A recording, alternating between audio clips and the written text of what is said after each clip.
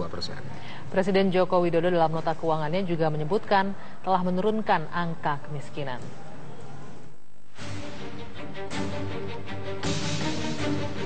Dalam pembacaan pidato nota keuangan pengantar era APBN 2017 di DPR, Presiden Joko Widodo mengatakan tingkat kemiskinan dan pengangguran telah menurun. Indikator kesejahteraan sosial dalam 2 tahun terakhir juga disebut terus meningkat. Selain itu, Presiden juga menjabarkan pertumbuhan ekonomi yang meningkat di triwulan kedua tahun 2016. Berbagai langkah pemerintah untuk menjaga stimulus fiskal di tengah tekanan melambatnya laju perekonomian global telah mulai menuai hasil. Pada triwulan kedua 2016 ini, pertumbuhan ekonomi mencapai 5,18%, meningkat jika dibandingkan dengan pertumbuhan ekonomi pada triwulan pertama 2016 yang hanya tumbuh 4,91%. Data pada Maret tahun 2016 menunjukkan tingkat kemiskinan berhasil ditekan menjadi 10,86%. Tingkat ketimpangan yang ditunjukkan oleh Gini rasio juga berhasil dikurangi menjadi 0,40.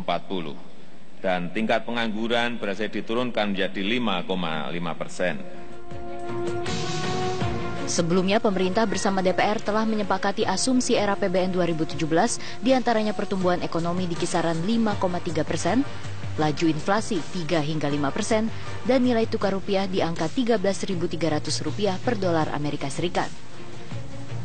Ekonom Derajat Wibowo menilai asumsi tersebut masih bisa meleset, terutama karena faktor perekonomian global. Potensi meleset masih ada, ya, karena kita harus selalu memperhitungkan potensi global shocks yang mungkin terjadi. Ya, Brexit saya rasa sudah tidak jadi terlalu berisiko karena kemungkinan akan mundur, ya.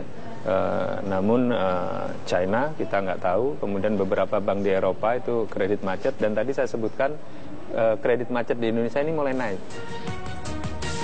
Sementara itu, Kepala Badan Kebijakan Fiskal Kementerian Keuangan Suhasil Nazara menekankan perlunya kebijakan struktural untuk menggiring basis struktur perekonomian Indonesia ke sektor manufaktur. Saya rasa mendorong pertumbuhan masih tetap jadi agenda yang sangat penting. Ya. Lalu bagaimana mendorong pertumbuhan ini? 1, fiskal. 2, kebijakan moneter. 3, kebijakan struktural. Ya. Moga-moga sekarang dengan postur era APBN 2017 ini kebijakan fiskalnya lebih jelas. Kebijakan moneter kita tahu juga ada dalam gerak untuk makin lama makin akomodatif, ya, tentu digiring oleh BI bukan oleh pemerintah. Kebijakan perubahan strukturalnya sekarang ini perlu kita padukan.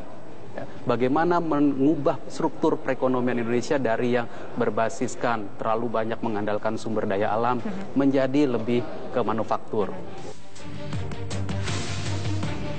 Meski target pertumbuhan ekonomi 5,3% hanya naik tipis dibandingkan estimasi APBN perubahan tahun 2016 sebesar 5,2%, asumsi dasar era APBN 2017 tersebut diharapkan lebih realistis dan kredibel. Dari Jakarta, tim TV One mengabarkan. Sekretaris